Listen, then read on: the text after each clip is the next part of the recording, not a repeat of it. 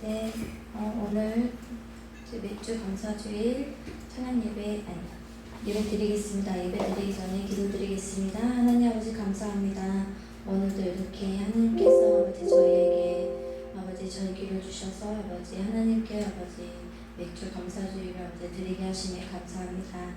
하나님 아버지 이 감사가 아버지 우리 삶에서 아버지 끊임없이 아버지 샘솟는 은혜의 시간이 될 수 있게 도와주시고 우리가 여기에 모인 아버지 하나님의 그 사랑을 느끼는 시간이 될 수 있게 도와주셔서 예수님 이름으로 기도드렸습니다. 아멘. 날 구원해 주신 주 감사 찬양드리겠습니다.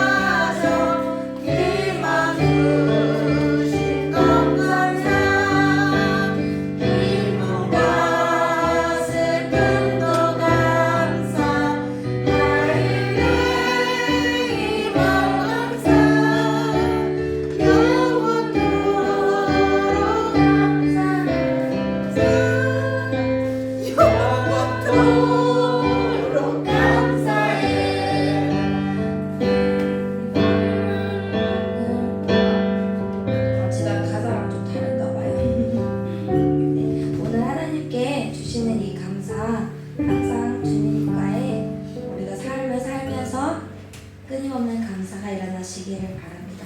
네. 이 시간 사도신경으로 신앙 고백 드리겠습니다.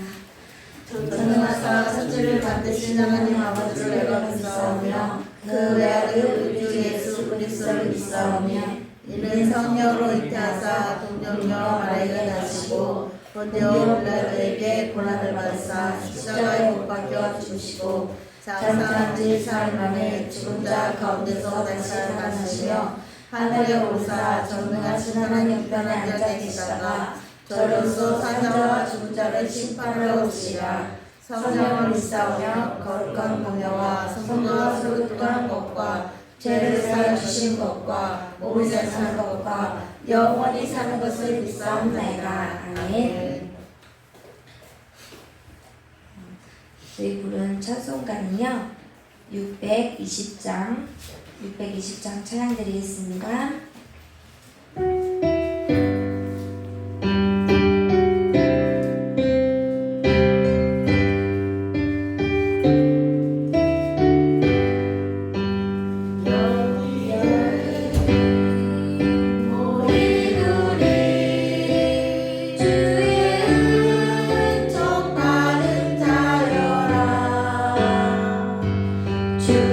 주께서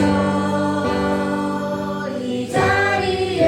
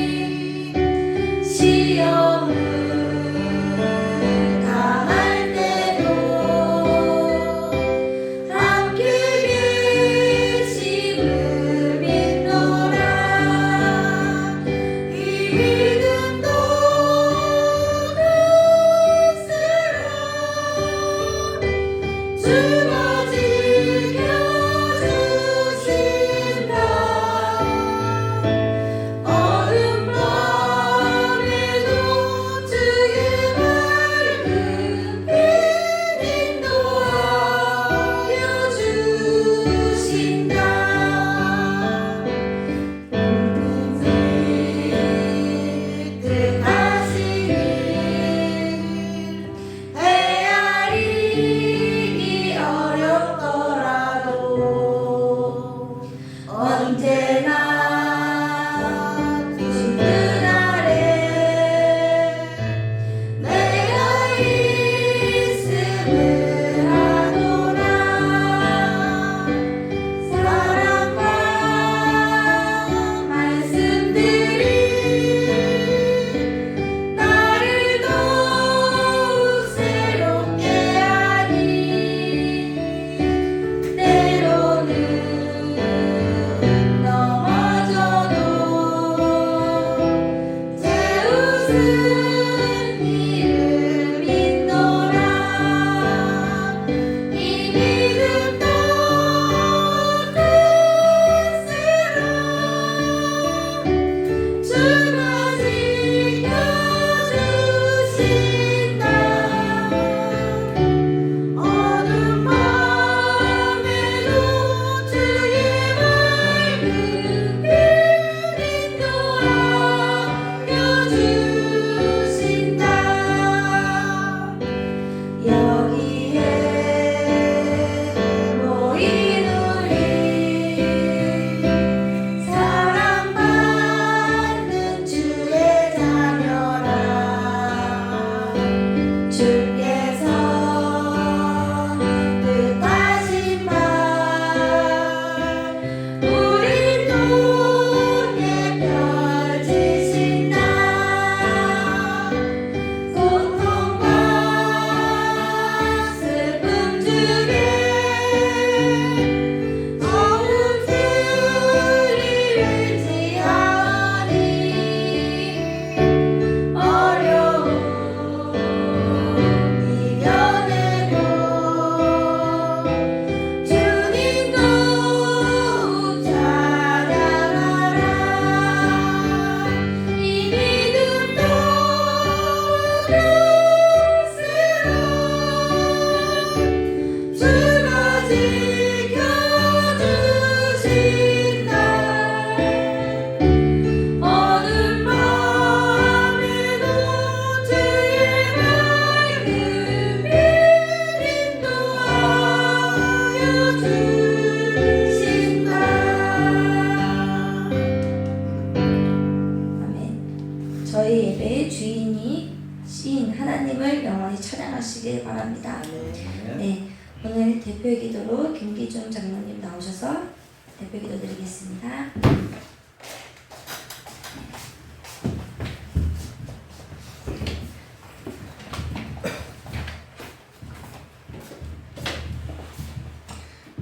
다 같이 기도드리겠습니다.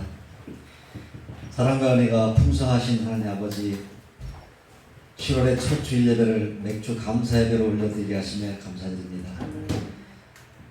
올해의 전반기로 돌아보면 매 순간마다 주님께서 보살펴 주시고 때마다 저희 부족함을 채워주셨음을 고백합니다.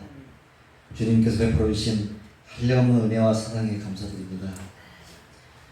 이제 저희들이 후반기를 살아갈 때도 우리에게 베풀어 주신 주님의 손길을 잊지 않고 항상 주님의 은혜를 간구하며 사는 믿음의 성도들이 되도록 축복하여 주시옵소서. 저희가 예배를 드리는 이 시간에도 세계 곳곳에서는 전쟁과 기근과 환난과 핍박으로 어려움을 겪고 있는 사람들이 많이 있음을 기억하오니 하나님 아버지, 그들을 불쌍히 여겨주시고 하루속히 정상으로 되돌아올 수 있도록 인도하여 주시옵소서. 저희들이 가진 것과 누리는 것이 당연한 것이 아님을 기억하게 하시고 항상 감사하는 마음으로 타인에게 베풀고 섬기는 성도의 삶이 되게 하여 주시옵소서. 전능하신 하나님 아버지, 이 나라와 이 민족을 불쌍히 여겨주시옵소서. 주님께서 이 땅에 베풀어주신 큰 은혜로 인하여 물질의 풍요를 누리고 있지만은 우리의 심령은 메말라가고 있습니다. 그 축복이 우리의 교만으로 인하여 우리 영혼을 상하게 하고 있음을 깨닫게 하시고 겸손한 마음으로 주님께 다시 돌아오는 백성들이 되게 하여 주시옵소서. 또한 대통령과 유정자들이 여호와 하나님을 경외하고 나라와 국민을 위한 정치에 전념하게 하시고 남과 북이 평화롭게 보험적 통일을 이룰 수 있도록 하나님의 온전하신 구원이 이 땅에 선포되게 하여 주시옵소서. 아멘. 주님의 몸된 우리 힘 있는 교회를 위하여 기도합니다. 주님의 크신 섭리로 이곳에 교회를 세우셨으니 성령의 역사하심으로 생명이 넘치는 교회가 되게 하시고 우리 교회가 하나님 안에서 더욱 부흥하고 성장하게 하여 주시옵소서. 이 시간 우리 성도인들 위하여 기도합니다. 성도인 중에서 원치 않은 질병으로 고통당한 분들이 있습니다. 우리가 한 마음으로 기도할 때 의원 되신 예수님께서 깨끗하게 치유해 주실 것을 믿습니다. 아멘. 성도들의 각 가정마다 평안함을 주셔서 천국 가정이 되게 하시고 자녀들이 믿음으로 살아서 부모의 기쁨이 되게 하시고 성도들의 직장에도 평안을 허락하시고 사업장에도 큰 은혜를 내려주사 크게 성장케 하여 주시옵소서. 예배를 위해 기쁨을 헌신하는 성도들에게도 한량없는 은혜를 부어 주시옵소서. 항상 우리 교회와 성도들을 위해 애쓰시는 목사님을 기억하사 영육간의 강건함을 더해 주시고 특히 목사님의 가정에 은혜를 주사 모강에 전념하는 데 부족함이 전혀 없도록 축복하여 주시옵소서. 특히 전쟁과 천재지변으로 힘든 이 시기에 세계 각지에서 복음을 전하는 선교사들에도 함께 하시고 그들의 사명을 잘 감당할 수 있도록 은혜 베풀어 주시고 지켜 보호하여 주시옵소서. 이 예배를 통해서 주님 홀로 영광 받으시며 싸우며 거룩하신 예수님 이름으로 기도드립니다. 아멘. 아멘.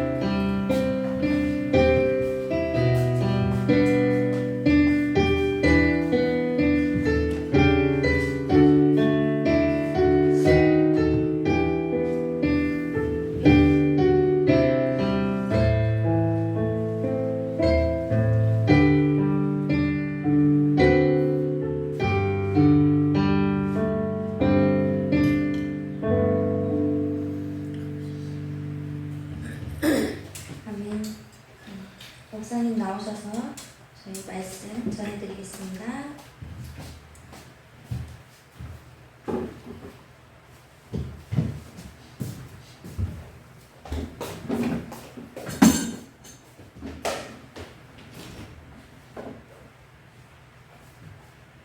저와 여러분이 함께 나눌 하나님 말씀은요, 히브리서 13장 7절하고요 17절입니다. 신약 성경 히브리서 13장 7절과 17절 그리고 24절입니다. 7절, 17절, 24절입니다.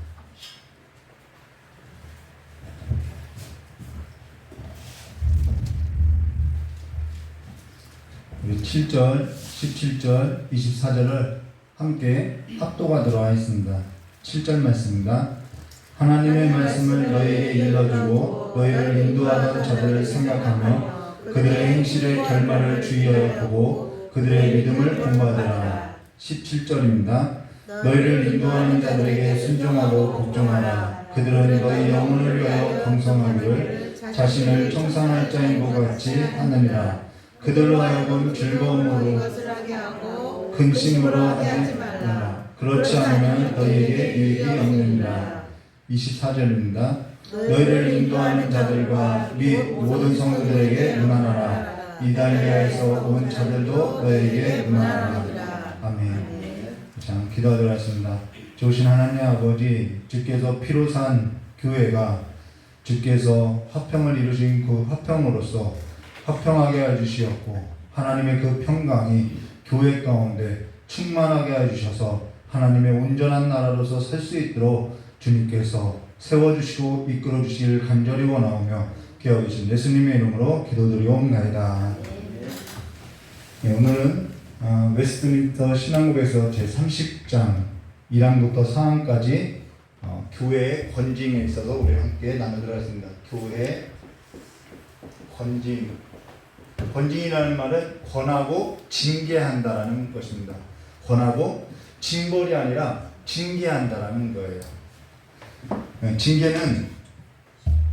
징벌은 벌을 주는 데 목적이 있는데요. 징계는 벌을 주는 데 목적이 있는 것이 아니라 그를 세우는 데 목적이 있다는 것입니다. 그래서 그러한 차이가 있다는 것을 염두에 두시고요. 오늘 함께 나누도록 하겠습니다. 교회에 있어서 세 가지 표지가 있는데요. 이것이 교회다. 바른 교회와 바르지 못한 교회를 우리가 구분할 때 그 교회에 세 가지 표지가 있는데 그것은 뭐냐면요. 말씀과 성례와 우리 세례하고 성찬 나눴죠. 성례와 그 다음 하나는 권징이라는 거예요. 이게 교회의 세 가지 표지라는 것이죠. 근데 여기에 있어서 가장 핵심이 뭐냐면은 말씀이라는 것입니다. 성례도 또 권징도 이 말씀도 다 성경 말씀에 근거하고 있다는 것이죠. 근데 이 교회 세 가지 표지에 있어서 현대교회 안에 교회 표지가 이 세 개인데 현대교회가 이 세 가지 표지를 다른 걸로 대체하고 있다는 거예요. 교회 음악이나 아니면은 여러 가지 제자 훈련 그런 프로그램으로서 교회가 이 세 가지 표지를 버리고 계속해서 다른 걸로 대체하고 있다는 것이죠. 그러나 교회의 표지는 바로 말씀과 성례와 이 권징 이 세 가지가 교회의 표지라는 것을 여러분 기억하시길 바랍니다. 그럼 교회 정치라고 하면은 교회가 무슨 정치냐? 교회 정치가 교회 정치가 무엇이 필요하냐라고 생각하는 성도도 지금 적지 않다라는 거예요. 그러나 교회가 교회되게 하기 위해서는 반드시 교회 정치가 있어야 한다는 것입니다. 교회가 교회되게 하기 위해서는 교회 정치가 있어야 하고 그 교회 정치에 따라서 권징을 행해야 한다는 것이죠. 그래야 교회가 교회될 수 있다는 거예요. 교회 정치라는 것은 고리따분한 것이 아니라 내가 교회의 일원으로서 소속감을 가지게 한다는 것이죠. 그래서 그 정치에 참여하는 것으로서 우리가 교회에 있어서 소속감을 얻게 된다는 것입니다. 그러면서 다음에는 교회 정치와 교회 예배 모범에 있어서 함께 기회가 되면은 지금 준비하고 있는데요. 기회가 되면은 저 여러분이 나누도록 하겠습니다. 그러면 교회에 있어서 교회 세 가지 표지 중 이 권징이 교회에 없다고 하면은 교회가 교회될 수 있겠냐는 거예요. 그럴 수 없다는 것이죠. 여기에 있어서 어떠한 것 하나라도 없다면은 교회가 교회로서 존재할 수 없다는 것입니다. 프로그램은 없어도요 가능하다라는 거예요. 그러나 이 세 가지 표지가 없으면요 교회로서 존재할 수 없다라는 거예요. 오늘 저 여러분이 한 가지 확실하게 알아야 할 것은 교회에 있어서 이 교회 세 가지 표지에 있어서 한 가지라도 없다면은 교회가 교회되지 못한다는 것을 반드시 알아야 한다는 것이죠. 저 여러분 그리고 교회에 있어서 이 세 가지 표지인 말씀 그리고 성례 그리고 권징에 있어서 근거하여서 말씀에 근거해서 정상적으로 작동하는 교회인지 우리가 살펴보고 교회를 이적해야 한다는 것입니다. 교회를 이적할 때 이 말씀이 제대로 정상되느냐, 성례가 제대로 집행되느냐, 교회 권징이 살아있느냐, 이 세 가지를 통해서 그 교회가 바른 교회인지 바르지 않는 교회인지 본다라는 거예요. 이것을 살펴보고 나서 교회를 이적한다는 것이죠. 저와 여러분이 자녀가 학교를 전학할 때만 해도 전학 간다고만 해도 여러 가지 서류를 보고요. 서류 심사를 하는데 저와 여러분이 영혼을 맡는 일에 있어서는 너무 게으르다는 것이죠. 거기에 있어서는 너무나도 민첩하지 못하다라는 것입니다. 영혼을 살리는 일에 있어서 그리고 감정적으로 대응하는 것이 아니라 이 영혼을 살리는 일에 있어서는요. 이성적인 판단과 신중한 대응이 필요하다라는 거예요. 우리가 신앙이라는 것이 무슨 감정적인 대응으로서 이해하는데요. 신앙은요 이성적인 판단과 신중함에 있다는 것을 우리가 기억해야 한다는 것이죠. 그리고 그 교회의 권징에 있어서 이 권징이라는 것은 앞서 언급한 것처럼 권하고 징계한다는 것입니다. 그러나 교회 권징에 있어서 권하고 징계할 때 그 권징받는 사람이 감정적으로 대응하게 된다면은 그것은 그 사실만으로도 그가 지금 재앙 가운데 있다는 것을 보여주고 있다는 거예요. 권징을 받는 사람이 감정적으로 대응한다는 것은 사실 그가 한 교회의 권징에 있어서 듣지 않고 그 자체가 돌이킬 수 있는 기회가 주어지지 않고 있다는 것을 보여주고 있다는 것이죠. 그로 인해서 교회 권징에 있어서 권하고 징계할 때에는 권징받는 사람이 감정적으로 대응할 것이 아니라 그것을 이성적으로 판단하고 그 이성적으로 판단한 것에 관해서 감정의 변화와 의지의 변화로서 나아가야 한다는 것입니다. 그걸 가르쳐서 우리는 뭐라 하면 돌이켰다, 회개했다라고 말한다는 것이죠. 그러면서 교회가 교회되게 하게 한다는 것입니다. 이 건징은요. 그러면 교회 건징에 있어서 웨스트민스터 신앙급에서 30장 1항 1번 보도록 하겠습니다. 교회의 왕이며 머리이신 주 예수께서는 세속의 위정자와는 구별된 교회 직원들의 손에 교회 정치를 제정해 주셨다라고 이야기했습니다. 그러면서 어줍지 않게 세속적인 관념, 내가 그동안에 살아왔던 어떠한 경험을 가지고요, 교회의 정치에 있어서 좌지우지할 수 없다라는 거예요. 목회자가 어떠한 선교비를 지출하는 일에 있어서 이것이 세속적인 가치 기준으로서 수의 논리로서 접근할 수 없다라는 것이죠. 하나님의 명령이 있을 수도 있다라는 것입니다. 이러한 세상법이 통용되지 않는 교회의 법이 있음을 말해주고 있다라는 거예요. 그러나 세상 나라에 통용되는 그러한 관습이나 아니면 관념이나 아니면 그러한 전통을 가지고 이야기하는 것은 교회법에 해당하지 않는다는 것이죠. 우리가 그것에 관해서 너무나도 깊이 있게 생각해야 한다는 것입니다. 그것이 우선이 아니라 교회의 머리 대신 주께서 세속 위정자와 구별된 교회 직원들의 손에 교회 정치를 제정했다라는 거예요. 이것을 제정하신 분이 누구냐면은 우리가 구주로 영접하고 구주라고 믿고 있는 예수께서 제정하신 거라는 것입니다. 그래서 이 권위는 누구로부터 온 거냐면은 예수께로부터 왔다라는 거예요. 주님께로부터 왔다라는 것이죠. 그러면서 간혹 세상 나라에 살던 그런 관습이나 관념이나 세상 나라에서 통용될 법한 그런 통념을 가지고 교회를 어지럽게 하는 일들이 종종 교회 가운데 일어나고 있다는 것이죠. 내가 아는데 라고 말한다는 것입니다. 근데 교회 정치는 주님께서 다스린다는 거예요. 세상 나라의 어떤 세속 위정자와는 구별된 하나님의 나라에 있어서 하나님의 말씀의 법을 가지고 교회 직원들의 손에서 그 손에 맡기고 이 교회 정치를 제정했다는 것이죠. 그래서 세상 나라의 방식이 아닌 하나님의 나라의 방식과 믿음의 방식을 따라서 교회는 경영된다는 것입니다. 그래서 이사야서 9장 6절과 7절 이렇게 말씀하셨어요. 어지러이 싸우는 군인들의 신과 피 묻은 겉옷이 불에 섭같이 살라지리니 이는 한 아이가 우리에게서 낳고 한 아들이 우리에게 주신 바 되었으니 그 어깨에는 정사가 메었고 그 이름은 기묘자라 모사라 전능하신 하나님이래요. 전능하신 하나님이라 영존하신 아버지라 평강의 왕이라 할 것이라. 그 정사와 평강의 더함을 무궁하며 또 다윗의 왕자와 그의 나라에 군림하며, 군림한다는 것이 나쁜 뜻이 아니에요. 다스린다라는 거예요. 그의 나라를 다스리며 그 나라를 굳건하게 세우며 지금 이후로 영원히 정의와 공의로 그것을 보존할 것이라. 만군의 여호와의 열심히 이를 이루시리라라고. 이 평강의 왕, 영존하신 아버지, 전능하신 하나님, 이게 누구냐면은 예수 그리스도라는 거예요. 그분이 평강의 왕이라는 것이죠. 그가 평강의 왕이며 그가 그의 나라에 군림하며 그의 나라를 굳건히 세우며 그의 나라를 보존한다라는 것입니다. 그분이 세웠다라는 거예요. 그분이 다스린다라는 것이죠. 교회의 주가 바로 그분이며 그분과 이 교회를 세우셨고 그가 핏값으로 샀고 그의 핏값으로 산 교회를 그분이 다스린다라는 것입니다. 그리고 그분이 교회의 직원을 세워서 이 교회를 정치하고 경영한다라는 거예요. 그래서 이것은 세상 나라의 관습이나 세상 나라의 법을 따라서 운영되는 것이 아니라는 것이죠. 그의 나라는 세상 나라와 구별된다라는 것입니다. 그래서 요한복음 18장 36절과 37절에 이런 말씀이 있어요. 예수께서 대답하시되 내 나라는 이 세상에 속한 것이 아니라 만일 내 나라가 이 세상에 속한 것이었더라면 내 종들이 싸워 나로 유대인들에게 넘겨지지 않게 하였으리라. 이제 내 나라는 여기에 속한 것이 아니니라.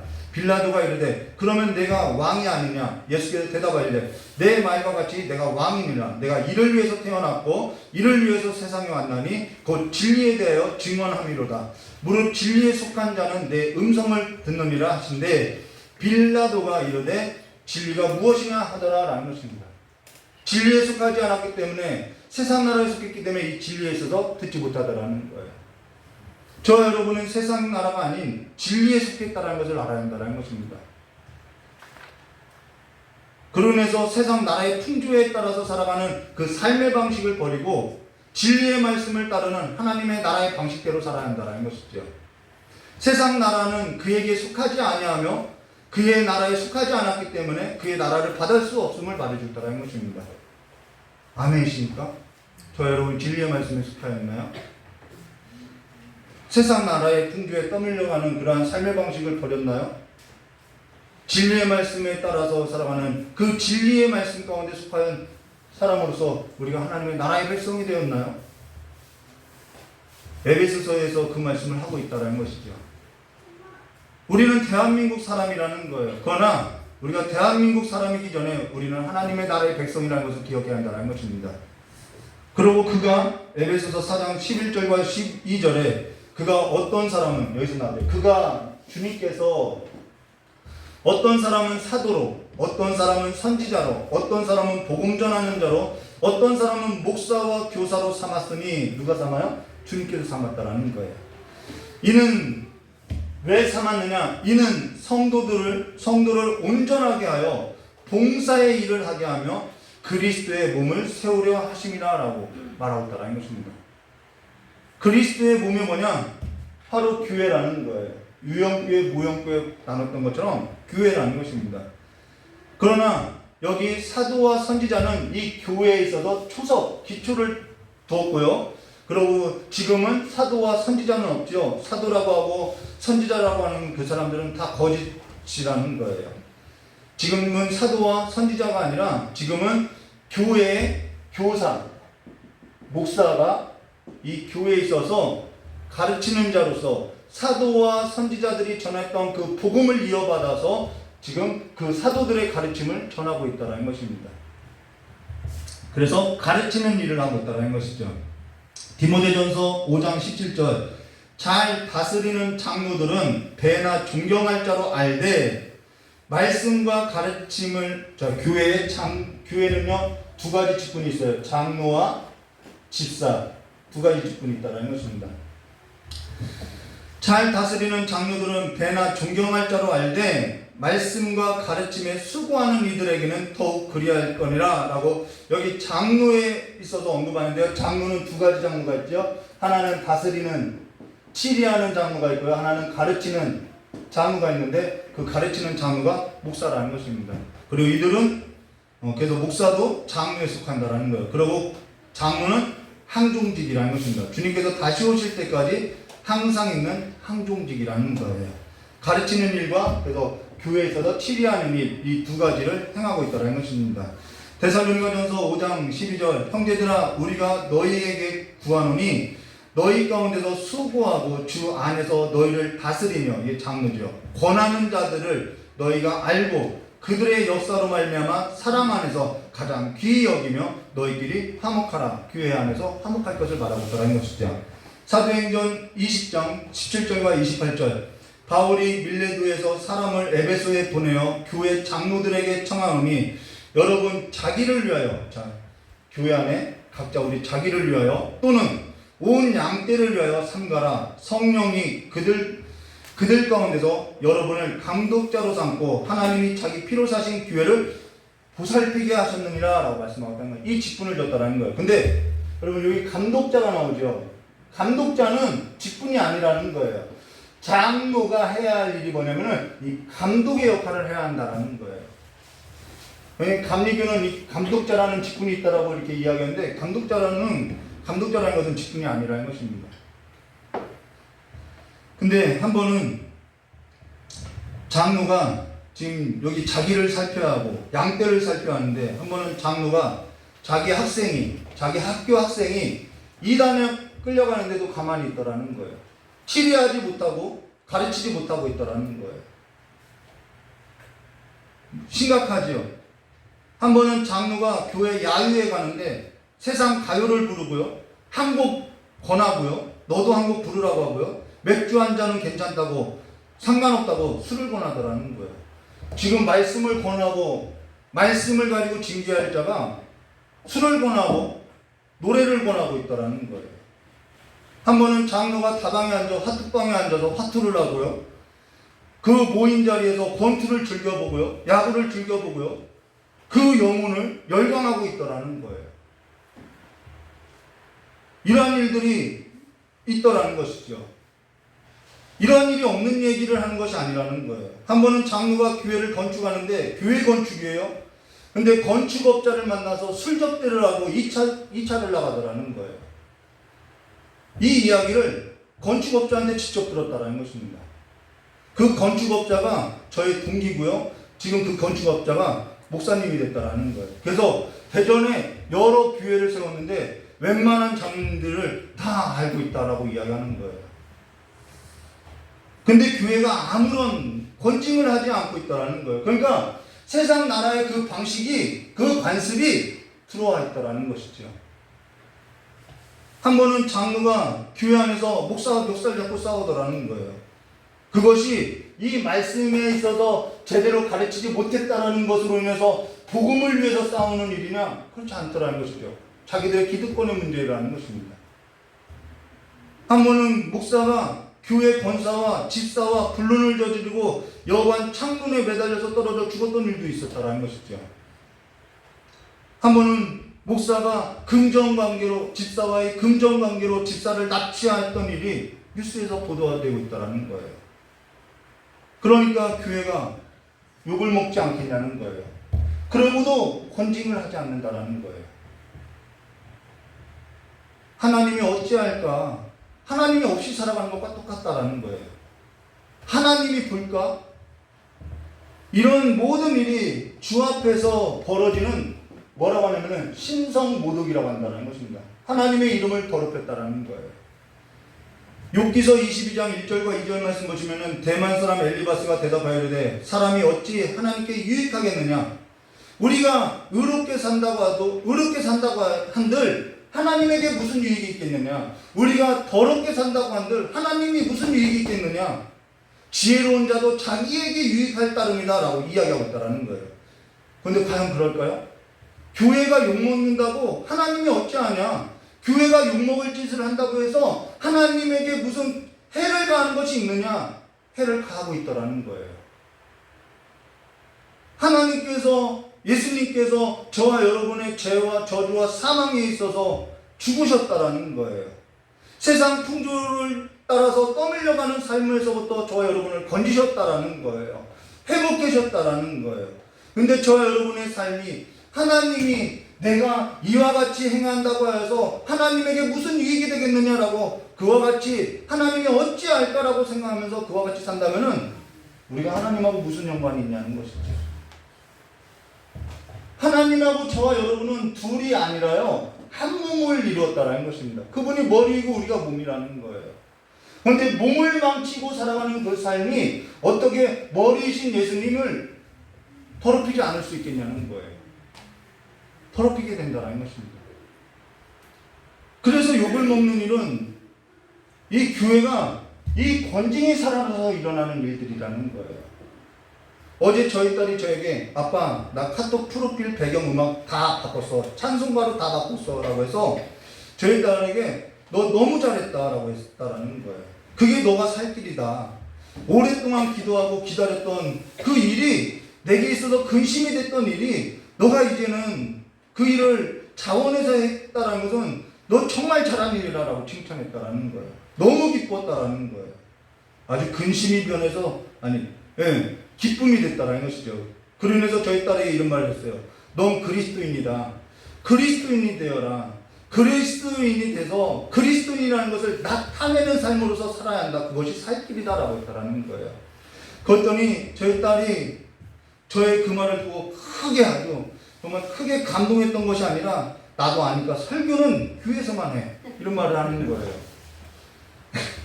그래서 더 이렇게 말을 하려고 했는데 못했어요. 근데 저 여러분이 그리스도인으로 그리스도를 나타내는 삶을 살 때 그것이 뭐 그렇게 하나님 앞에 유익이 된다라고 생각하겠지만 그것이 그리스도께 하나님 앞에서는 영광이 된다는 것입니다. 그걸로써 하나님이 영광 받으신다라는 거예요. 하나님의 얼굴빛이 변하게 된다는 거예요. 아무 유익이 없는 일들이 아니고 아무런 상관이 없는 일이 아니라는 것입니다. 그래서 히브리서 함께 교독했던 13장 7절과 17절, 그래서 이 일을 하기 위해서 예수님께서 교회에 직분자들을 두었다라는 거예요. 그래서 히브리서 13장 7절과 17절, 하나님의 말씀을 너에게 일러주고 너희를 인도한 자들을 생각하며 그들의 행실의 결말을 주의하여 보고 그들의 믿음을 본받으라. 근데 목회자나 장로나 보아도 그들의 결말이 요즘 좋지 않아요. 횡령죄로 끌려가고, 어디 숨겨놓은 아내가 있다고 끌려가고, 이런 일들이 일어나고 있다는 거죠. 그 결과를 보라는 것이죠. 너희를 인도하는 자들에게 순종하고 복종하라. 이거는 목사에게 순종하라 그가 아니라 그 말씀의 권위에 순종하라는 거예요. 그들은 너희 영혼을 위하여 경성하기를 자신들이 청산할 자 같이 하느니라. 그들로 하여금 즐거움으로 이것을 하게 하고 근심으로 하게 하지 말라. 그렇지 않으면 너에게 유익이 없느니라 라고 근심케 하지 말라고 이야기했다는 것입니다. 근데 때로는 근심케 하는 일들이 있어서 감사해요. 왜 근심케 하는 일들이 있는데 감사하냐? 기도할 수 있기 때문에 감사하더라는 거예요. 그것마저도 감사하더라는 거예요.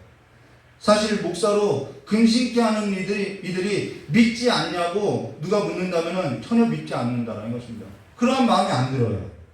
그러고 그들로 인해서 더욱 기도하게 되고요. 그들로 인해서 더욱 주를 의지하게 되고요. 그들로 인해서 더욱 하나님 앞에 엎드려지게 된다는 것입니다. 아픈 자식이 있으면은, 집안에서 아픈 자식이 있으면은 그 아픈 자식에게 온통 신경이 가지 않냐는 것이죠. 그 자식이 믿던가요? 그렇지 않다라는 것입니다. 그러나 그들에게 있어서 그것이 그와 같은 삶을 지향할 때 무엇이 유익이 되겠냐는 거예요.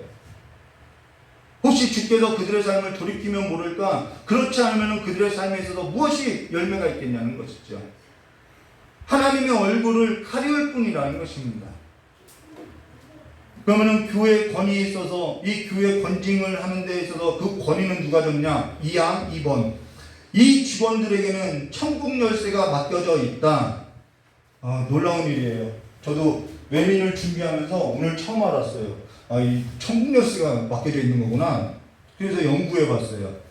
이 열쇠에 의하면 그들은 말씀과 권징을 사용하여 죄를 보류시키기도 하고 용서하기도 하며 회개치 않는 자들에게는 천국의 문을 닫기도 하고 회개하는 죄인들에게는 복음을 전해주고 때를 따라 권징을 사면해 줌으로써 천국의 문을 열어주는 권세를 가지고 있다라고, 이 천국의 열쇠를 권세라고 표현하고 있다는 것입니다. 실제인가? 성경 말씀 보도하겠습니다. 마태복음 16장 19절. 내가 천국 열쇠를 내게 주리니 내가 땅에서 무엇이든지 매면 하늘에서도 매일 것이요. 그래서 근심 없게 하라는 거예요. 내가 땅에서 무엇이든지 풀면 하늘에서도 풀리라 하시고, 이에 제자들에게 경고하사 자기가 그리스도인 것을 아무에게 이르지 말라 하시니라. 내가 천국 열쇠를 내게 주리라 하는 것은 누구를 가리켜서 한 말이냐면 사도 베드로라는 거예요. 그래서 로마 교회는 교황이 이 사도 베드로의 직속 제자로서 자신들만이 천국 열쇠를 가졌다라고 이야기하는데 그것은 아니라는 것입니다. 마태복음 18장 17절과 18절에 동일한 성경 구절이 있어요.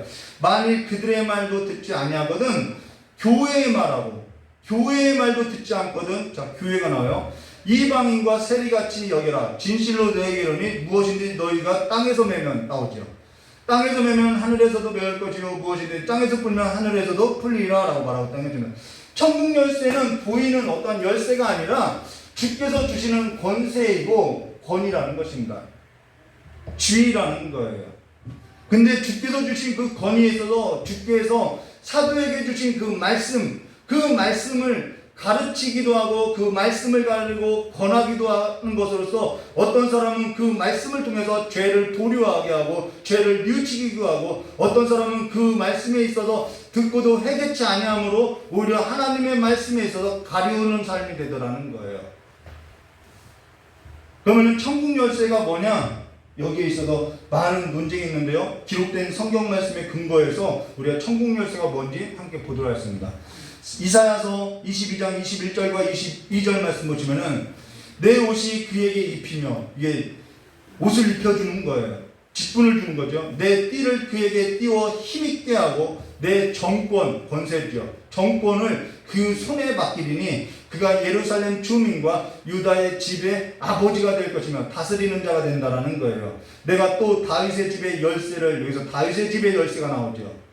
다윗의 집의 열쇠를 그 어깨에 두리니 그가 열면 닫을 자가 없고 닫으면 열 자가 없느니라. 이 말씀 구절이라는 것입니다. 근데 여기에 있어서는 시대적 정황이 알지 못하면요, 이 다윗의 열쇠가 정확히 뭔지 모른다라는 거예요. 이 시대는 어떠한 시대였냐면은 아수르가 북이스라엘을 치고요, 남유다를 공격할 때라는 거예요. 근데 이들이, 이 남유다 백성들이 이 아수르가 예루살렘을 포위하고 이 안에는 남유다 사람들이 이렇게 있었다라는 거예요. 바깥에는 아수르 사내림이 이게 포위하고 있을 때라는 것입니다. 자, 그런데 이거는 하나님께서 징벌적인 징계의 도구로서 아수르를 이방 나라를 보냈다라는 거예요. 그러면은 그들이 하나님께 돌아와서 자신들의 삶을 돌이키고 회개하면 사는데, 그들이 자기 나름대로 이 예루살렘 성 안에서 이 아수르가 두려워서 자기 나름대로 대비책을 세우더라는 거예요. 그래서 솔로몬의 무기고에 가서 무기를 챙기고, 이 다윗성이거든요. 다윗 성을 수리하고, 성을 에워쌌으니까 물을 먹어야 하잖아요. 그러니까 물을 저 윗샘에서 아랫샘으로 파가지고 물을 공급해 놨다라는 거예요. 그러니까 이들이 아수르가 와도 괜찮다라고 하는 거예요. 성벽을 쌓고 무기를 준비해 놨고 샘도 있고,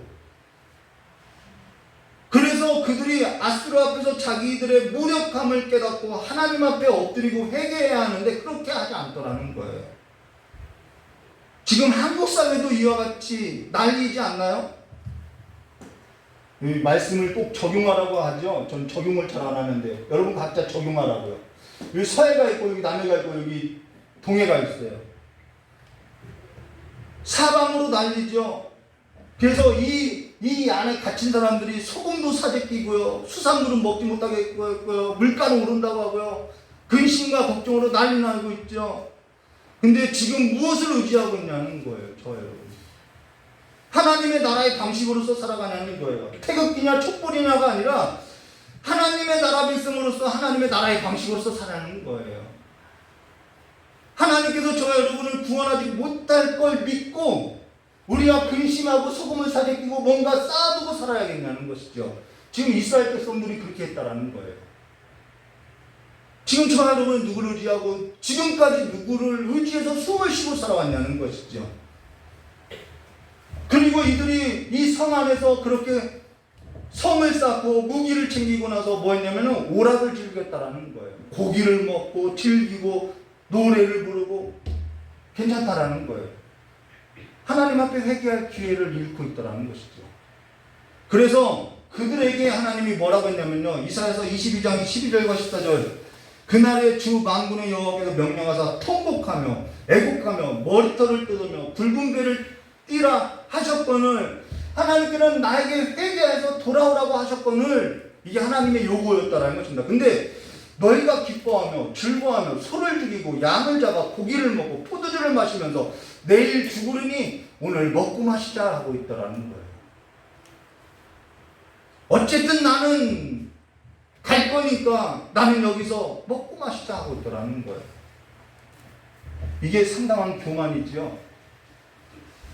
하나님께서 요구하신 삶의 길을 가지 않고 다른 길로 가더라는 거예요. 다른 반응을 하고 있더라는 거예요. 그로 인해서 14절에 만군의 여호와가 뭐라고 하냐면, 만군의 여호와께서 친히 내 귀에 들려 이르시기를 진실로 이 죄악은 너희가 죽기까지 용서하지 못하리라 하셨느니라. 주 만군의 여호와의 말씀이라. 이 죄는요, 죽기까지 용서받지 못할 죄라는 거예요.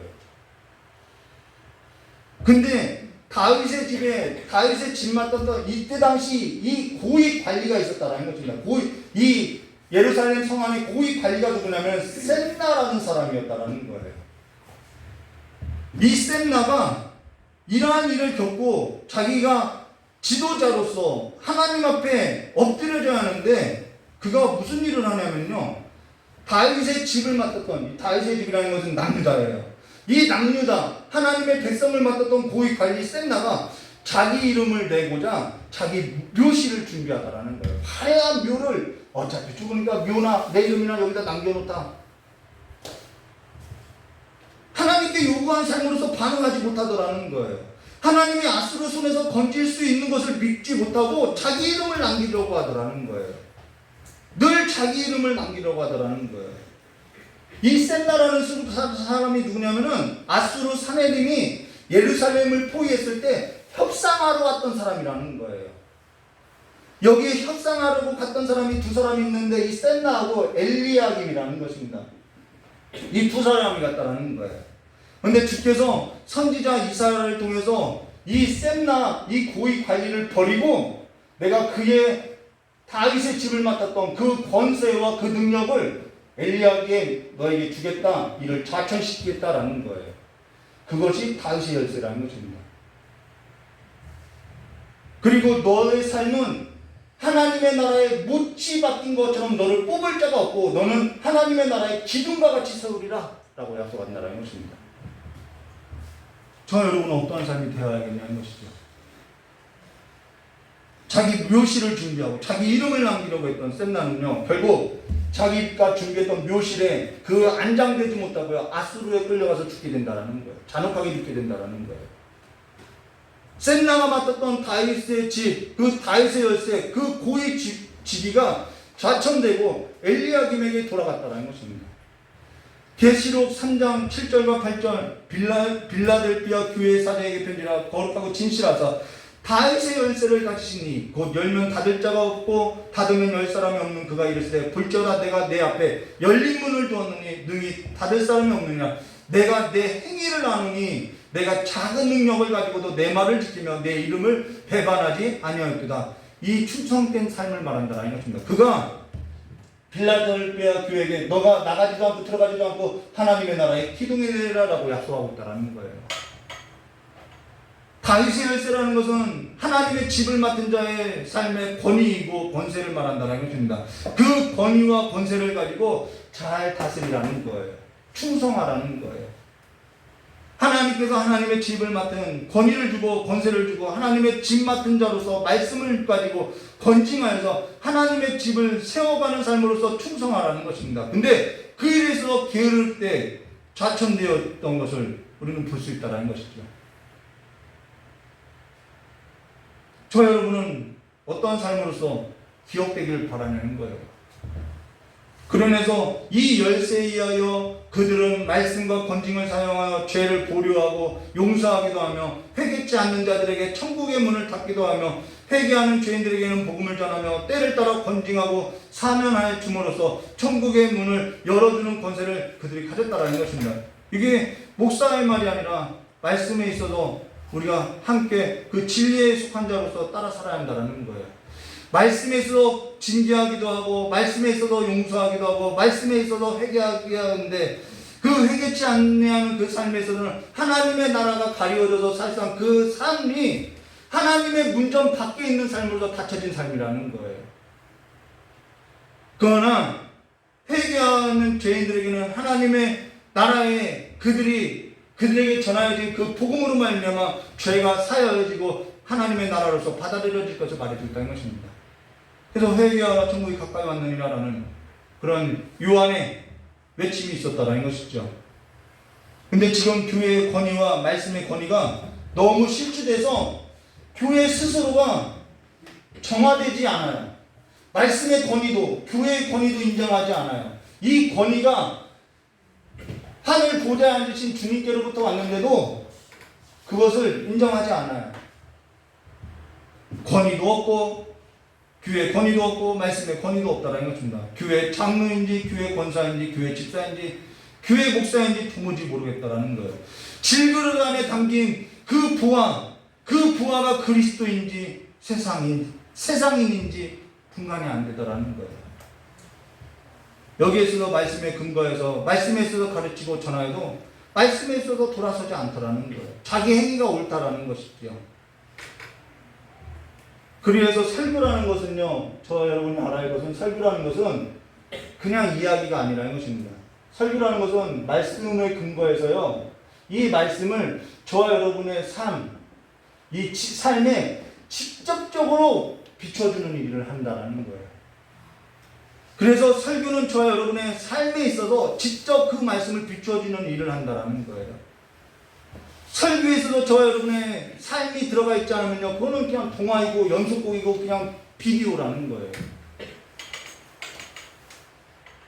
그냥 오락 경기를 같은 거라는 거예요.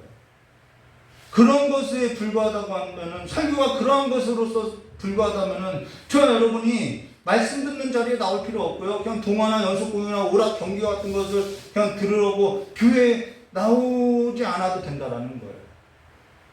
우리의 삶에 이 말씀의 빛이 비춰주기 위해서 우리는 교회에 나온다는 것이죠. 권징받기 위해서 나온다는 거예요. 그래서 그 말씀에 비추어지는 것으로서 생명의 길을 제시하고요, 그 생명의 길로 행하게 하려 한다는 것이죠. 그래서 저와 여러분의 삶 앞에 열린 그 하나님의 나라의 문으로서 들어가게 한다는 것이죠. 고린도서 2장 6절과 8절, 이러한 사람은 많은 사람에게서 벌 받는 것이 마땅하다. 이게 그 음행한 자들, 이게 아주 그 세상 반숙으로서 살아가는 자들에게 하는 말이죠. 그런즉 너희는 차라리 그를 용서하고, 근데요, 그들에게 벌을 받는 것이 마땅하다라고 하면서 그런즉 너희는 차라리 그를 용서하고 위로할 것이니 그가 너무 많은 근심에 잠길까. 이렇게 뭐랄까, 그런 말을 들으면은 괜히 콧바뜨리고 이렇게 막 의기소침해서 있을까봐 그렇게 하지 말라고 권면하는 것이죠. 두려워하노라. 그러므로 너희에게 권하노니 사랑을 그들에게 나타내라. 이것이 교회 권징의 목적이라는 것입니다. 사랑이 있다는 것입니다. 그래서 나중에 우리가 결론으로서 우리가 볼 것인데요, 그런 데서 전에 교회를 옮기는 일에 있어서 교적부, 예전에는요 교적부를 가지고 다녔다는 거예요. 그 사람이 교회에 무리를 일으켰는지 신앙생활은 어땠는지 교적부로 다 적어서 교적부를 들고 교회를 옮기면은 그 전에 다녔던 교회 목사님이 그 교회에다가 이적하려고 하는 그 교회에다가 전화를 해서 이 성도님은 어떠했습니다 라고 이야기해줬다는 거예요. 그러면은 그 교회가 이 성도를 받아들일지 말아야 할지 어떻게 교육할지 다 알았다는 거예요. 근데 오늘날에는 감정적인 대응을 하고 이 교회 아니면은 없냐? 라고 사실 막 상의도 없이 말도 없이 막 교회 옮기고 자기 기분을 따라서 신앙을 가지고 교회를 다니고 있더라는 거예요. 그러니까 자기 기분이라는 거예요. 31가지 아이스크림을 찾아 먹듯이 교회를 그렇게 찾아 먹고 있다는 것이죠. 교회를 정착하지 못하고 뿌리 박지 못하고 교회의 자기 기분에 감정에 맞춰서 신앙생활 하더라는 것입니다. 그러니까 교회의 권징이 이루어지지 않아요. 모 교회가 세습하는 일이 있었어요. 세습 자체가 문제가 아니라 교회 정치가 그러하다고 하면은 거기에 따라하는데 거기에 따르지 않아요. 따르지 않았다면 거기에 따른 또 권징이 있어야 하는데 권징도 행하지 않아요. 힘이 워낙 세니까요. 목사도 요즘엔 교회 권징을 따르지 않아요. 광화문 나가본 그 목사님은 권징도 없어요. 본인이 신이에요. 그러니까 교회가 교회되지 못하고 있다는 거예요. 전에 한번 남북교회, 제가 성도였을 때 남북교회를 간 적이 있어요. 큰 교회죠. 저도 시험당해서 괜히 섭섭한 마음이 들어와서 남북교회를 갔던 적이 있는데요. 그 교회 갔더니 교회에서 성가대 가운이 많아서 그 가운 넣는 곳이 부족해서 교회 재정으로 북박이장을 하나 제작하려고 헌금을 조금 작정 헌금을, 특별 헌금을 이렇게 거두겠다라는 것입니다. 근데 교회 재정을 담당했던 장로가 돈 있는 성도에게 전화를 해서 북박이장 하나 해놔라고 해서 교회에다가 북박이장 하나를 해놨다라는 거예요. 좋은 일 같죠. 근데 그 남북교회 목사님이 예배 중에 교회 재정 담당 장로를 불러가지고 공개 회개하라고, 회개기도하라고 시키더라는 거예요. 그랬더니 그러면서 뭐냐면 모든 성도가 하나님 앞에서 헌신할 기회가 있는데 그 기회를 빼앗고 당해도 재직해도 거치지 않고 자기 마음대로 돈 있는 사람에게 아첨하듯이 빌었다라고 이야기했더라는 거예요. 이 공개석상에서 그렇게 권징하더라는 거예요. 저 깜짝 놀랐죠. 근데 저는 그 목사님의 그 권징보다도 더 놀라운 것은 뭐냐면 교회 그 재정 담당 장로라고 하면 권위가 있거든요. 근데 그 재정 맡던 그 담당 장로가 예 하고 나와서 울면서 회개기도 하더라는 거예요. 그게 더 놀랍더라는 것이죠. 그러고 나서 담임 목사님이 뭐라고 하냐면 이번 일을 가지고 어떠한 사람도 다시 거론한다면 엄중하게 다스리겠다라고 이야기하더라는 거예요. 이것이 사람을 세우는 일이라는 것입니다. 저는 한 번도 교회를 다니면서 그와 같은 일을 겪어본 적이 없었다. 그때가 처음이었다라는 거예요. 지금껏 그와 같이 살아있는 교회를 찾아보지 못했었다라는 거예요. 지금 그 목사님이 은퇴했어요. 교회 건직은 징계의 목적이 아니라 교회 안에서 교회의 사람으로서 사람답게 세우는 것이 교회의 목적이라는 것입니다. 건직의 목적이라는 거예요. 이 일에 있어서 저와 여러분이 분명해야 한다는 것이죠. 그런데 요즘은 기분에 따라서 하지 않고 또 성도 빼앗길까봐도 하지 않고 있다는 것이죠. 그러면 사망 3번 교회의 건직이 필요한 것은 왜 필요하냐? 범죄한 형제들을 교정하며 잃어버리지 않게 하기 위함이라는 것입니다. 징벌이 목적이 아니라 그를 잃어버리지 않게 하기 위함이라는 거예요. 그리고 또 하나는 다른 사람들이 그와 같은 죄를 범하지 않도록 두렵게 하기 위함이라는 것입니다. 그리고 전체 덩어리가 오염시킬지도 모르는 누룩을 깨끗하게 제하기 위함이요 그리스도의 명예, 앞서서 언급한 것처럼 우리의 행실이 그리스도의 명예와 복음에 대한 거룩한 고백이기 때문에 그것을 옹호하기 위함이라는 것입니다. 하나님의 진노를 그리고 미연에 막기 위함이라는 거예요. 그런데 그리스도의 언약과 그 언약의 인들이 악명 높은 완악한 범죄자들, 완악하다는 것은 돌이키지 않는다라는 거예요. 감정적으로 대응한다라는 거예요. 완악한 범죄자들에 의해 더럽혀진 것을 완악하게 구는데 신자들이 묵인하는 경우에는 하나님의 진노는 교회에게 내려진다라는 거예요. 교정은 교정하고 잃어버리지 않게 하기 위함이라는 거예요. 그리고 다른 사람들로부터 그와 같은 죄에 우리도 다른 사람도 얼마든지 빠질 수 있거든요. 그와 같은 죄에 빠지지 않게 하기 위해서 한다는 것이죠. 그리고 예수님의 명예와 복음의 거룩한 고백을 옹호하기 위하며 하나님의 진노를 막기 위함인데 이런 일을 묵인할 경우 죄를 범한 형제뿐만 아니라 교회마저도 어렵게 되더라는 거예요.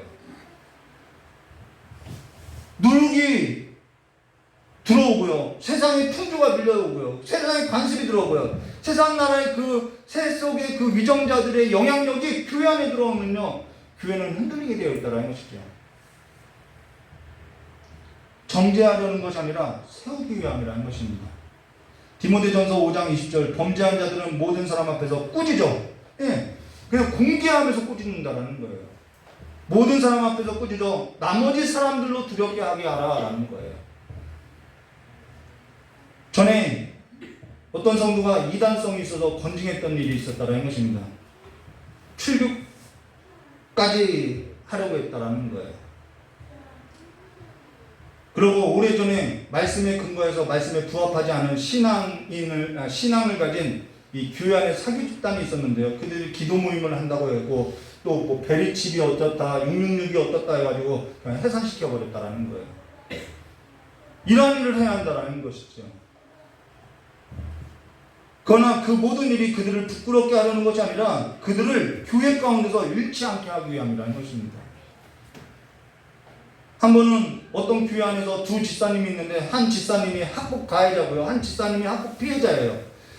뉴스에 나왔죠. 학폭 피해자 집사님이 목사님에게 찾아가서 목사님 어떻게 하면 좋겠습니까? 라고 했더니 그 목사님이 뭐라 하냐면 학폭 가해자의 손을 들어주고 데려보라고 하더라는 거예요. 그걸 쫓아냈다라는 거예요. 그래서 학폭 피해자의 그 엄마가 결국은 경찰에다가 그 학폭 가해자를 고소했다라는 것이죠.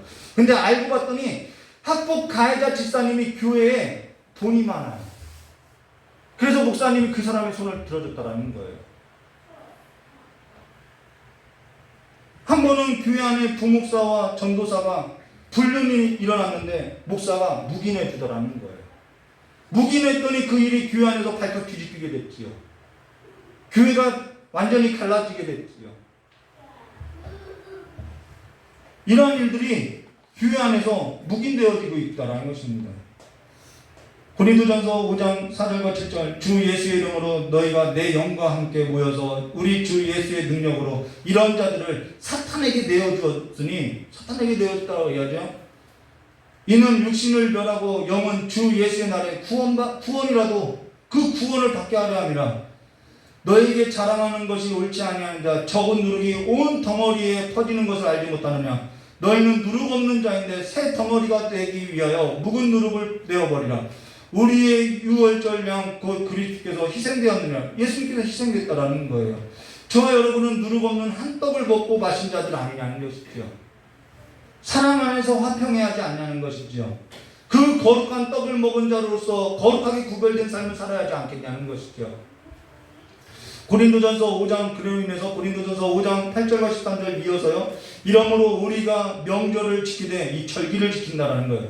묵은 누룩으로도 말고 악하고 악에 찬 누룩으로도 말고 누룩이 없는 오직 순전함과 진실함의 떡으로 하자. 내가 너에게 쓴 편지에 음행하는 자들과 사귀지 말라. 예전에 저희 아내가 저 직장생활 때 제 친구가 여자친구가 있는데 결혼할 여자친구를 두고도 바람이 났어요. 그리고 바람난 여자하고 결혼했어요. 그 얘기를 저희 아내에게 했더니 오빠는 그런 소리를 듣고도 그런 사람하고 사겨? 헤어져 라고 했어요. 그래서 또 여자친구가 나까지 헤어지자고 할까봐 두려워서 알았다고 해서 그 친구하고 연락을 끊었어요. 그와 같이 해야 한다는 거예요. 이 말은 이 세상에 음행하는 자들이나 탐하는 자들이나 속여 빼앗는 자들이나 우상 숭배하는 자들을 도무지 사귀지 말라는 것이 아니니 만일 그러하면 너희가 세상 밖으로 나가야 할 것이나 이제 내가 너에게 쓴 것은 만일 어떤 형제나 일컫는 자가 음행하거나 탐욕을 부리거나 우상 숭배를 하거나 모욕하거나 술 취하거나 속여 빼앗거든 사귀지 말고 그러한 자와 함께 먹지도 말라 하미라. 그래서 술자리 가지 말라는 것이 이게예요. 어떤 사람은 술 취하지만 않으면 되죠 라고 이야기하죠. 여기는 술자리 가지 말라고 하고 있어요. 밖에 있는 사람들을 판단하는 것이야 내가 무슨 상관이 있으려마는 교회 안에 있는 사람들이야 너희가 판단하지 아니하랴. 판단해야 한다. 밖에 있는 사람들은 하나님의 심판하시려니와 이 악한 사람들은 너희 중에서 쫓아내라는 거예요. 아직 그 세속에 물려 있어서 살아가는 그들의 삶에 있어서는 징계하고 권하여서 쫓아내기까지 하라는 거예요. 교회의 권징이 이때도 있었다는 것을 보여준다는 거죠. 직접 그들의 삶을 지적하고 말씀에 근거해서 지적하고 드러내고 권하고 징계했다는 거예요. 여기에 있어서 4번 그러면은 이 권징을 무엇으로 하느냐? 3가지로 해요. 이러한 목적들은 보다 효과적으로 달성하기 위해서 교회 직원들은 당사자의 범죄와 가실의 성격을 따라서 권하고 징계하는 거예요. 훈계하는 것이죠. 그만하세요. 이렇게 훈계하는 거예요. 일시적인 수찬 정리, 지금 이 성찬을 금하는 거예요. 그리고 또 하나는 교회로부터 출교 조치를 취한다. 권계와 수찬과 출교 이 3가지로서 행한다라는 것입니다. 마태복음 18장 17절 만일 그들의 말을 듣지 않거든 교회의 말하고 교회의 말을 듣지 않거든 이방인과 세리같이 여겨라라는 것을 출교하라는 거예요. 요즘은 성도수가 줄까봐 하지 않죠. 그래서 교회가 교회되게 하려면은 교회 권징은 반드시 교회 표지로서 있어야 한다는 것입니다. 그리고 수찬 정지를 하거나 훈계하면 감정적으로 이 교회밖에 없느냐고 그냥 나가버리죠. 교회에 있어서 교회가 되어서 말씀이 살아있는 교회, 말씀이 바로선 교회, 그러한 교회로서 교회의 머리 되신 우리 주와 함께 세워나가는 멋진 교회가 되시기를 주님의 이름으로 축원합니다. 끝까지 주께 앞에 충성된 자로서 하나님의 그 아름다운 성전의 기둥들 되시기를 주님의 이름으로 축원합니다. 같이 기도하도록 조신 하나님 아버지, 맥주 감사주의를 맞이해서 주님께서 부활의 첫 열매가 되었고 그 부활의 첫 열매로 말미암아 우리가 그리스도 예수 안에서 다 생명의 부활을 얻고 주와 함께 살아가는 삶이 되었고 한 몸이 되었사오니 이제는 주의 영과 더불어서 이제는 함께 먹고 마시는 삶으로서 하나님의 아름다운 형상들을 이루어 나가는 하나님의 그리스도의 장성한 분량을 이루고 나가는 삶이 될 수 있도록 주님께서 역사해 주시길 간절히 원하오며 기억하신 예수님의 이름으로 축복하며 기도드리옵나이다. 오늘 맥주 감사주일로서요 성찬을 하도록 하겠습니다.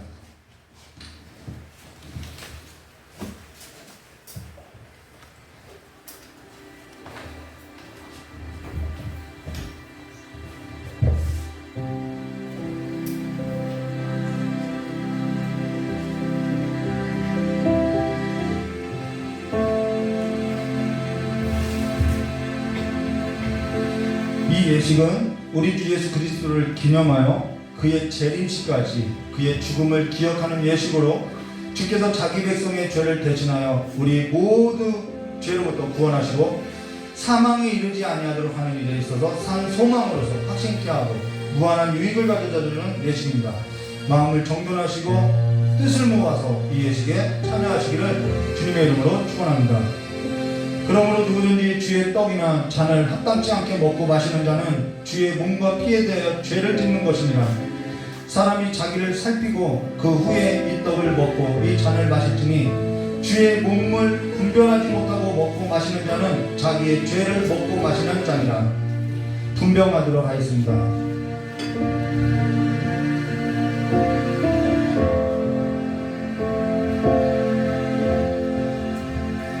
우리 주 예수 그리스도께서 잡히시던 밤에 떡을 가지고 축사하시고 떼어 주셨던 것처럼 주의 이름으로 이 떡을 나눠드리고자 하오니 우리를 위하여 십자가에 고난당한 주의 몸을 기념하며 주와 한 몸으로서 죄에 대해서는 죽고 의에 대해서 살아가는 삶의 역사로서 일으켜주시길 간절히 원하오며 기어주신 예수님의 이름으로 기도드리옵나이다. 분명하도록 하겠습니다. 진실로 진실로 너희에게로니 믿는 자가 영생을 가졌나니 내가 곧 생명의 떡이니라.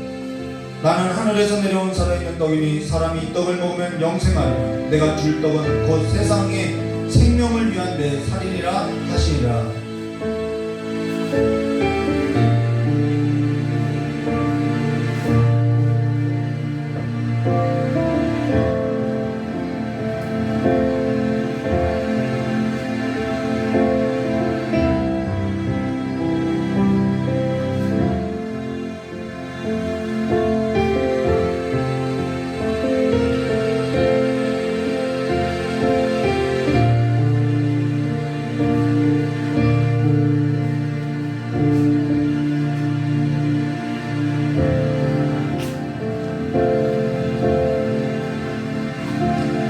분잔하도록 하겠습니다.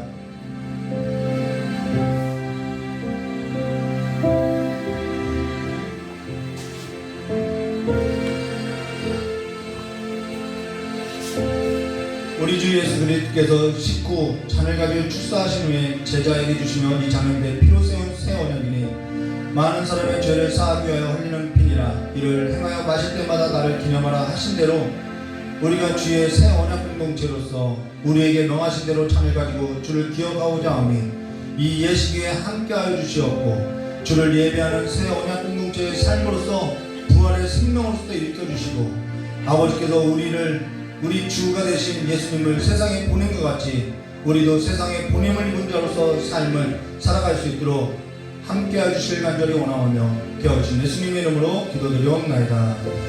분잔하도록 하겠습니다. 내가 진실로 진실로 너희에게 이르노니 인자의 살을 먹지 아니하고 인자의 피를 마시지 않으면 너희 속에 생명이 없느니라. 내 살을 먹고 내 피를 마시는 자는 영생을 가졌고 마지막 날에 내가 그를 다시 살리리니 내 살은 참된 양식이요 내 피는 참된 음료로다. 내 살을 먹고 내 피를 마시는 자는 내 안에 거하고 나도 그 안에 거하나니 살아계신 아버지께서 나를 보내심에 내가 아버지로 말미암아 사는 것 같이 나를 먹는 그 사람도 나로 말미암아 살리라.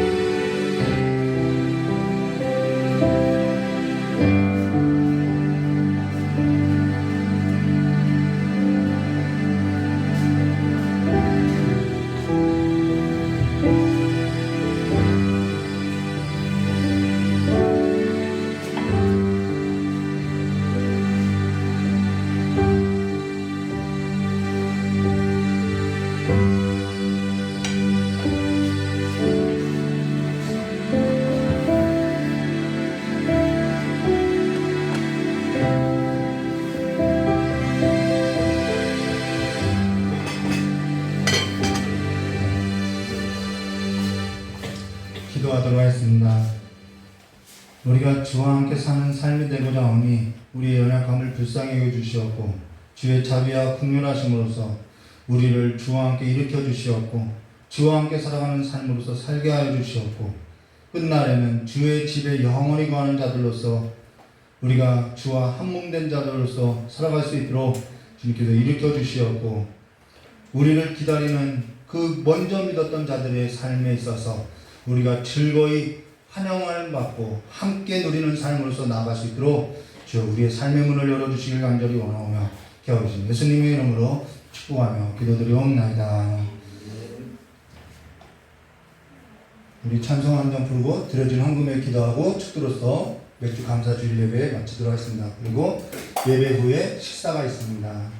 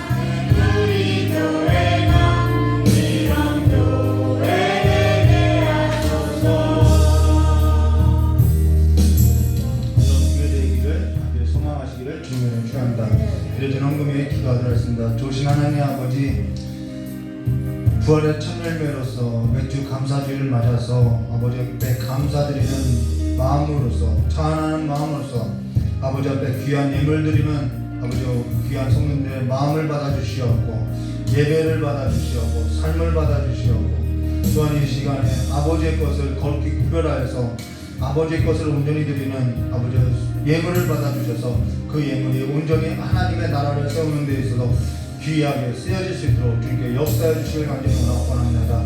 우리의 모든 삶이 아버지 앞에 드려진 삶으로서 그 아들 안에서 아버지 앞에 드려진 삶으로서 귀히 쓰임받을 수 있었던 것 같이 우리의 삶도 그리스도 예수 안에서 영원히 하나님의 아름다운 교회로서 하나님의 아름다운 집으로서 세워갈 수 있도록 쓰여질 수 있도록 주의 능력으로서 지혜로서 함께해 주시옵고 이 시간에 아버지 앞에 드려지는 많은 기도들이 있사오니 그 기도를 항상 아버지 기도 들으시는 줄 우리가 아오니 그 기도에 있어서 응답하여 주시옵고 그 기도에 있어서 눈물을 닦아 주시옵고 마음의 소원을 이루어 주시길 간절히 원하오며 기억하신 예수님의 이름으로 축복하며 기도드리옵나이다. 이제는 우리 주 예수 그리스도의 사랑과 하나님 아버지의 넓고 풍성하신 은혜와 성령 하나님의 내주감화 감동 교통하심의 역사가 오늘 주님의 존전 앞에서 하나님의 말씀을 듣고 교회로서 서고자 하는 우리 귀한 성도들의 머리 위에와 또한 영상으로 드린 예배를 드리는 우리 귀한 성도들의 자리 위에와 또한 복음을 들고 나가는 우리 레바논과 봉고 선교지에 앞으로 가정을 이루고 앞으로 자손을 낳을 우리 귀한 믿음의 가정들 위에도 영원히 함께 있을지어다. 하나님께 영광을 받으시겠습니다.